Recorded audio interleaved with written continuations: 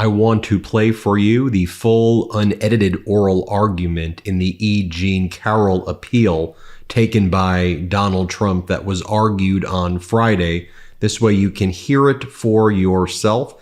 Donald Trump was represented by his appellate lawyer, John Sauer. E Jean Carroll was represented by Roberta Kaplan, who was her trial lawyer. This is the case involving E Jean Carroll suing Donald Trump for defamation as well as for sexual assault, where E Jean Carroll prevailed. A unanimous jury found in her favor. The panel at the Second Circuit Court of Appeals was comprised of Judge Denny Chen, who was appointed by Clinton and then Obama, Judge Susan Carney, who was appointed by Obama, and Myrna Perez, who was appointed by President Biden. Please listen to the full oral argument so you have your own understanding of what transpired. Let's play it. Carroll versus Trump, that is 23-793.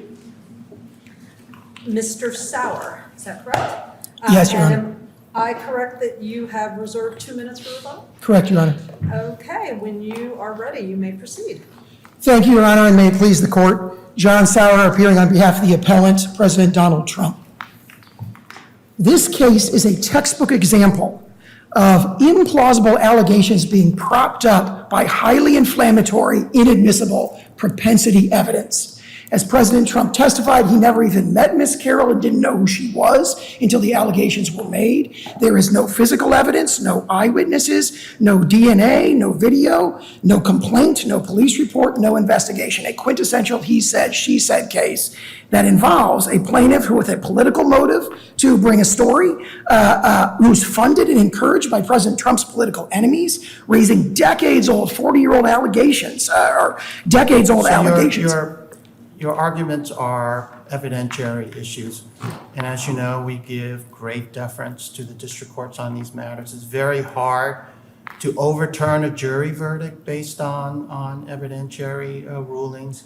We use phrases like manifestly erroneous. So why should we order a new trial here? Your Honor, I think for two reasons. It's very clear that there was error in the admission of the propensity evidence. So the Leeds testimony, the Stoynoff testimony, the Access Hollywood tape. As we pointed out in a brief, none of those are even remotely admissible under Rule 413 and Rule 415, which is the principal reason. And then as to the 404B argument they've kind of pivoted to after the trial, they argue that it was evidence of modus operandi. And of course, modus operandi evidence has to be used to show a proper non-propensity purpose, which they've never identified. So identity is not an issue here. Absence of mistake or accident, not an issue here. You have a situation. Sorry, Your Honor, go ahead. You do agree, though, that Congress has passed Rule 413, 414, 415 to allow propensity evidence that would be excluded in other kinds of cases, but to permit its consideration by a jury in certain cases here. Only if it meets the criteria set forth, in this case, 413D 1 through 5. So take, for example, the Leeds testimony. That's the sort of 1979 story about the airplane. Again, it never happened, but assume that that the jury were to accept the argument. It has to meet those criteria. 413, for example, it has to be a crime under state or federal law. They never even identified any statute that this conduct alleged supposedly violated, except for 49 U.S.C. 46506, a statute that was enacted 15 years after the allegation in place. What about Federal Rule of Evidence D5 and 2? 5 being an attempt, 2 being contact without consent between any part of the defendant's body and another person's genitals. If the defendant, assuming it's true, put his hands up her skirt, why doesn't that qualify? That would, I think, the case law here. Why wouldn't that be an attempt to engage in that conduct? The case law, I think, on attempt is very strong for us, and I think decisively rejects that. I point to the Hayward case from this court, the Rogers against State case from the Florida Supreme Court, and other cases. For example, if you look at the facts of the Hayward case, they're facts that are just egregiously beyond it. Look at this case. Is it manifestly erroneous for Judge Kaplan to say, yeah, this is at a minimum arguable, and we'll let the jury decide? Well, as we argue in our brief, the proper standard of review when it comes to a legal error on the interpretation of Rule 413 is de novo, but it's erroneous under any standard of review. Because if you compare it, for example, to the egregious facts of the Hayward case and the Rogers case, even what was alleged, which I emphasize never happened, even if it was alleged, it wouldn't be anywhere close to fact patterns that this court has rejected as attempts, and also the Florida court as well. Yes, Your Honor. I just want to take a step back.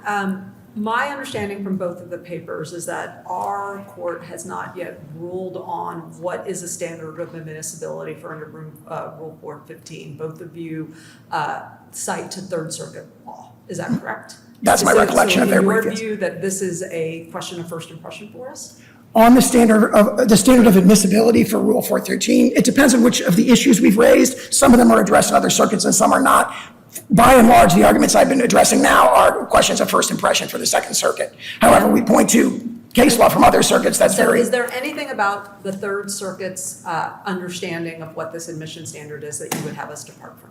Not that I can think of, but there are multiple Third Circuit cases. I want to be careful how I answer that because there are multiple Third Circuit cases cited in the brief, and there may be things in some of them that we disagree with. Overall, the standard of admissibility is what's set forth in the plain text I of just want to 413. make sure the standard that you believe that we should be dealing with is a reasonable jury could find by a preponderance of the evidence. Is that correct? Yes, we have not disputed that in our brief. That's correct. And that is the one that you believe that we need to adopt in order to move forward? I would say we have not disputed that in this case, is the way I'd frame it. And again, that standard, however, in this situation, we're dealing with interpretive questions as the meaning of phrases in 413, D1 and D5 and D2. Those, for example, are pure questions of law that are subject to de novo review. That's not a situation where a reasonable jury can determine whether or not something legally constitutes an attempt, for example. So as one example. Take another example. If you look at the if you look at the Leeds testimony. Mr. Sawyer, you're speaking so fast. Yeah. I apologize, Your Slow Honor. down a touch.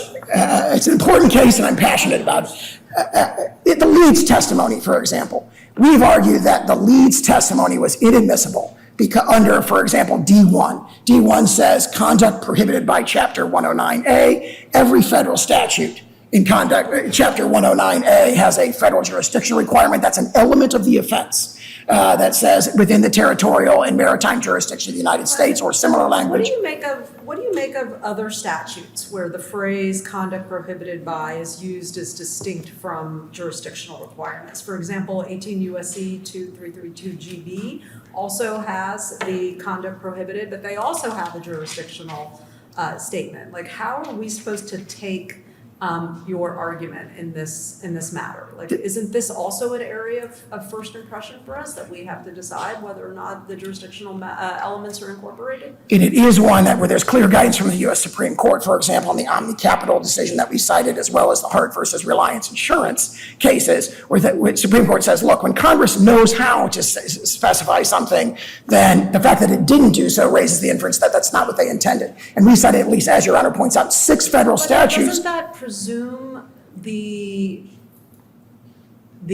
acceptance that conduct also incorporates a jurisdictional requirement? They use the words prohibited conduct as opposed to an offense or some other interpretation. So if you could just hone in on that particular component of it. Yeah, and we point out the plain meaning of prohibited is to forbid by authority or command. In Chapter 109A, Congress has not prohibited conduct that doesn't occur in certain federal enclaves, essentially. These statutes were intended to allow, contrary to common law, evidence of regarding conduct that was serious, of a serious nature.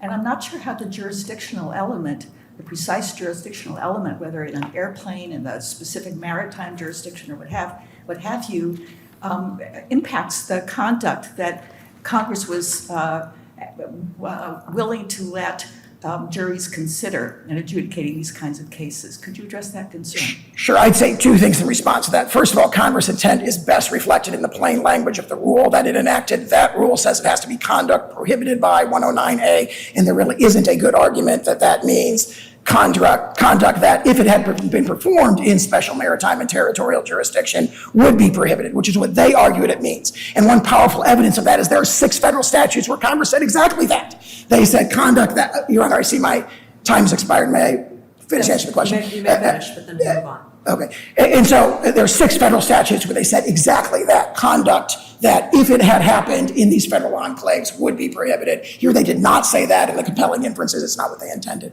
Okay, thank you so Your much. Honor. We'll hear from you on rebuttal. We appreciate it.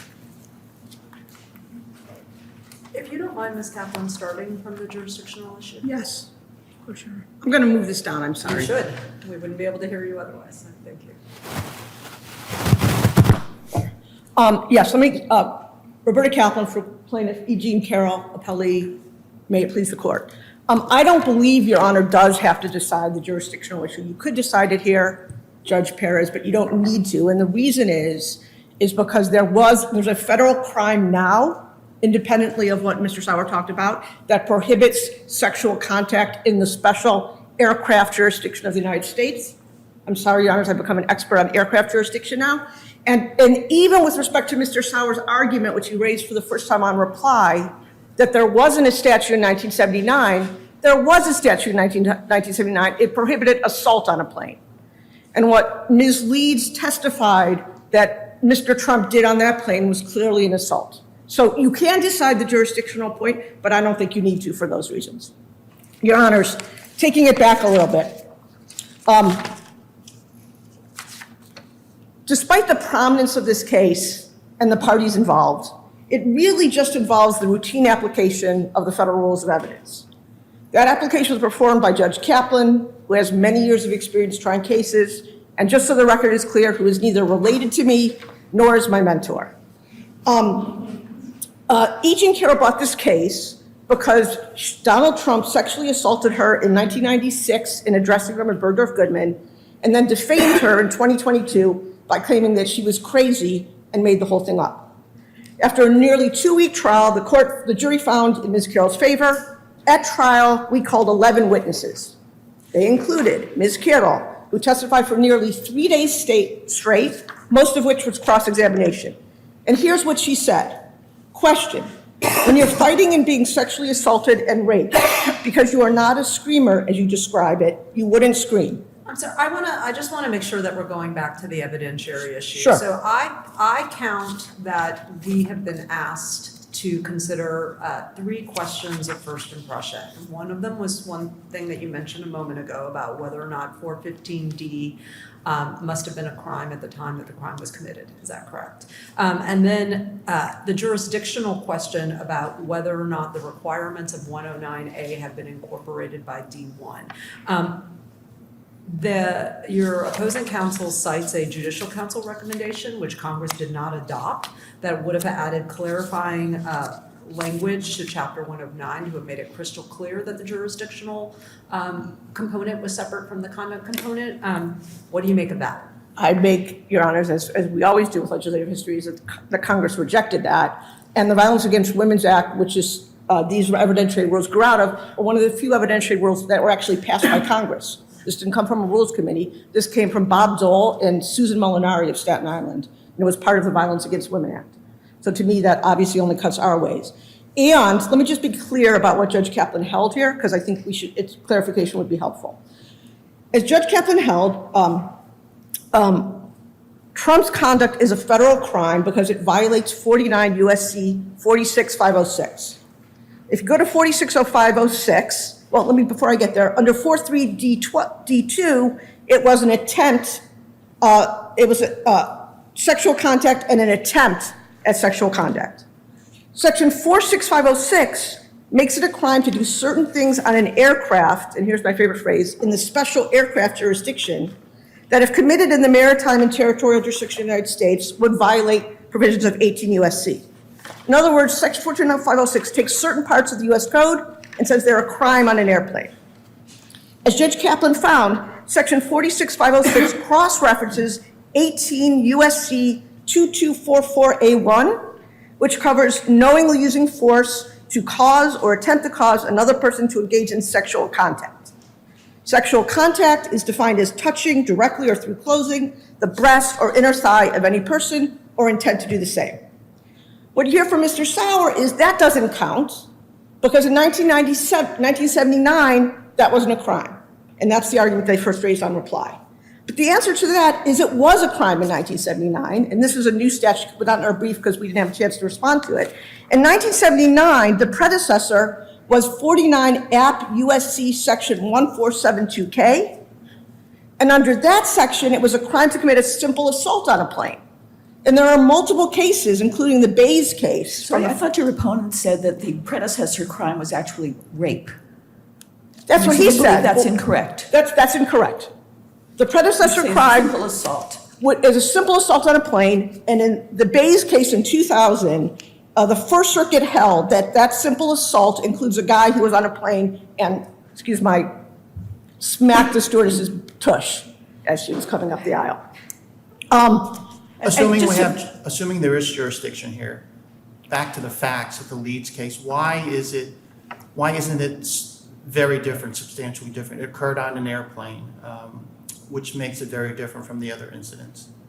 Look, I think let me put it this way. The fact that this was on a plane, Judge Chen, has inserted all kinds of complexity in this case. It's actually not that complex. It was a crime then to grope someone on a plane. It is a crime today to grope someone on a plane. And as I said, I was thinking this morning, this may be a situation where you have too many lawyers trying to screw in a light bulb. You don't have to get to, it clearly was a crime. No, I'm assuming for these purposes it's a crime, but the fact pattern is different from the other incidents, which were in much more private places. So, does that make it too different to be relevant? the probative value becomes less. So I would concede that unlike Ms. Stoynoff, Mr. Trump did not lead Ms. Leeds into a private part of the plane. That's for sure true. But the rest of the pattern is exactly the same. He had a pattern of having kind of pleasant chatting with a woman, E Jean Carroll even testified that it was almost flirtation, very pleasant chatting. And then all of a sudden, out of nowhere, he would, for lack of a better term, Your Honors, pounce. And that's exactly what happened with Leeds on this plane. He didn't let her out of it when she tried to squirm out. She ultimately succeeded. And then, to finalize the pattern, once these three brave women came forward and said what had happened to them, he said the same thing about all three of them. So what if we just say that you're wrong on this, that it's too remote, it's too unlike the circumstances that your client alleged? What assurance can we have that it didn't unduly affect the jury's verdict? So, if you're talking about Jessica Leeds. Yes. So, you obviously... The airport, the remoteness in time, Right. the difference in You look at it, circumstances. as I said before, in a manifest injustice standard. And I was going through the evidence at trial. It was incredibly powerful. Not only did you have E Jean Carroll, you had two outcry witnesses who she told immediately after the assault, who both testified, one of whom is in this courtroom today. You had two people who were former employees of Bergdorf Goodman, who did not know E Jean Carroll, but who corroborated fundamental facts about the operations and the layout of Bergdorf Goodman back in 1996. You had a psychological expert who's an expert on trauma, Dr. Lebowitz, who at Mr. Trump's counsel's question was able to say that she believed Ms. Carroll and that Ms. Carroll wasn't malingering. She also described... I'm sorry, so I just want to, I'm sorry, go ahead. But the witness you're describing is someone who heard a report as opposed to was a witness of some kind. But please go ahead, Judge. No, I was just going to ask, so is it your position, and it sounds like what I'm hearing you, is that you could lose all of the propensity evidence and you still would think it would be harmless error? Are all of the questions that we're talking I about believe I right could now lose harmless? all the propensity evidence and still be harmless error, except that the Access Hollywood tape, as Judge Kaplan noted in his post-trial motions, is better admitted as a confession. Party statement, he said, this is what I do. I grab women by the pussy without their consent. It was after what he did to E Jean Carroll. And we cite the case in our brief where a guy says, I'm a drug guy. Well, wait a minute, is And the that was harmless enough. error standard harder for you because of the clear and convincing burden of proof on the defamation claim?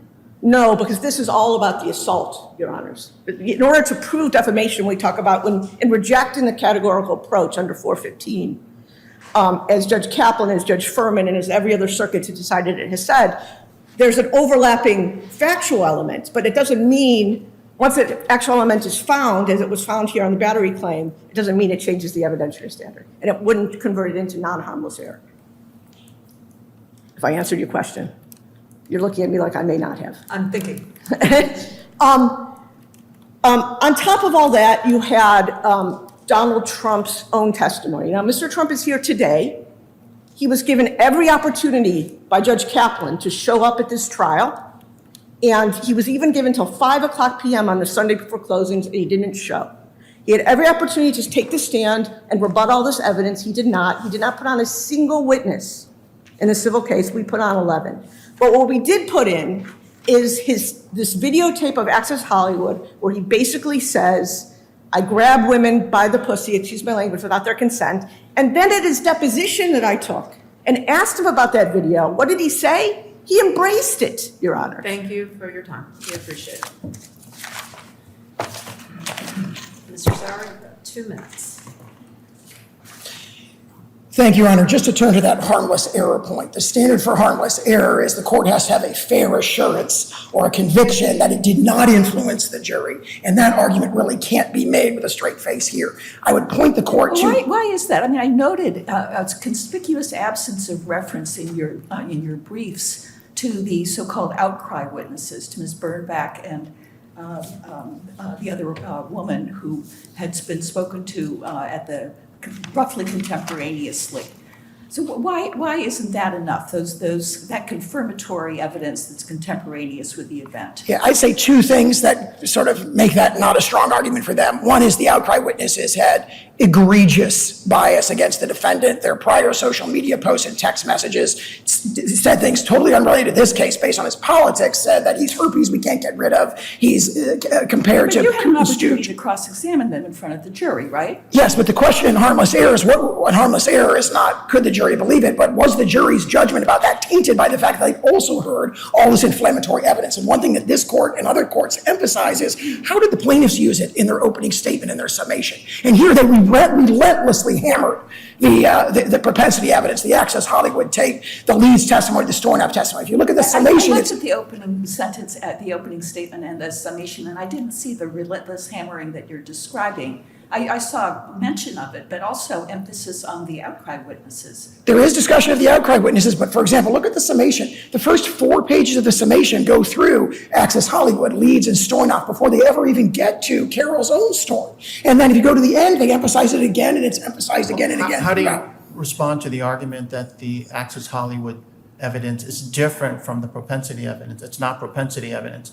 It's really a confession. They've argued it's propensity evidence in their brief. They say it's propensity, and it's hard for me to... What about the argument, whether it's new or not, that it's not propensity evidence, but it's a confession? How do you respond to that? It's hard to see how it's a confession because that's the underlying problem with it, is that they don't point to any specific incident that it's a confession of. And so for them to speculate... Well, it's a confession about a modus operandi. But modus operandi itself is inadmissible, and a confession to a modus operandi to be admitted and not be sort of so prejudicial and inflammatory, which is what it was and how it was used, is just not something that is admissible. It involves speculation and conjecture to assume that it relates to any specific incident when they've never identified one. I see my time has expired.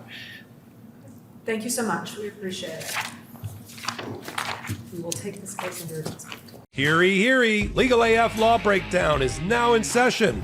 Go beyond the headlines and get a deep dive into the important legal concepts you need to know and we discuss every day on Legal AF. Exclusive content you won't find anywhere else, all for the price of a couple of cups of coffee. Join us at patreon.com/legalaf. That's patreon.com/legalaf.